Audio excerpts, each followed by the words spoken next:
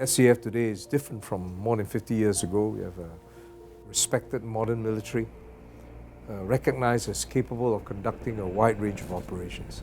But we have to deal with uncertain terrain, be prepared for surprises, shape the SAF in the way that we think that the future will demand of it. This is serious business in terms of trying to build a stout defense for the next generation.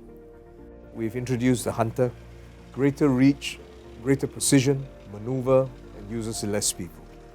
We had our new Invincible class submarines and the multi-role combat vessels. It will replace the missile corvettes from 2025 onwards. It will have a greater reach because it has air assets, surface assets, underwater assets which are unmanned, and operate using half the number of sailors compared to our modern frigates.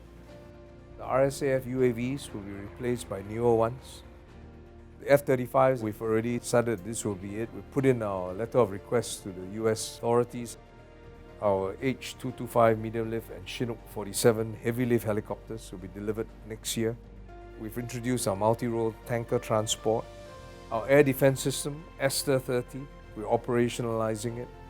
We've entered a sweet spot of the technology cycle and allowed us, to be able to transform the SAF.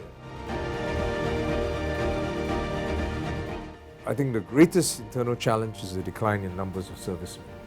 By 2030, you have a 1/3 reduction in your NS. We have to change both our recruitment and deployment policies. More national servicemen will be deployed across all vocations. For NS men, we have an experts conversion scheme where they are deployed, whether it's in law, medicine, engineering, psychology, infocomms, ship operations, based on what they do in civilian life. We'll have to build new and state-of-the-art training concepts and facilities. So Safety City is a very clear example of it. It will be progressively completed from 2023. It's about 100 football field size. And it will provide a training ground that matches the modern day terrain. The buildings and road networks can be configured. It will be fully digitalized. You have sensors that can tell you that you've been shot, and you put in technology that can capture individual soldiers' performance. Together with what we're building in Australia for urban ops and for combined air-land ranges, when they are completed, the SAF will have the best-in-class training facilities in the world. Fleet management of the RSAF for maintenance crews, we're going to use smart technology apps that will tell you instantaneously what you need to replace and whether it's serviceable and what you need. We're going to invest significant resources to develop, to raise and train cyber formation, cyber officers and men, as well as facilities. We have already started our Cyber Defense Test and Evaluation Center. It will be the first among many as we raise up the number of personnel.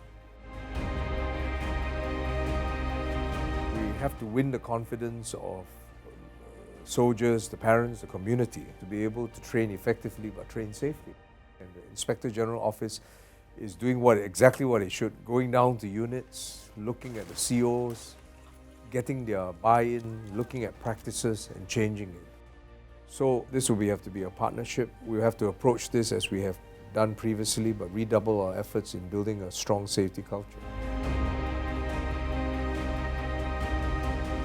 For our national defenses to be resilient, there's one essential component, and that is that we need a national support. If we have that continued strong support for the SAF, I think that we'll be able to defend Singapore for another generation.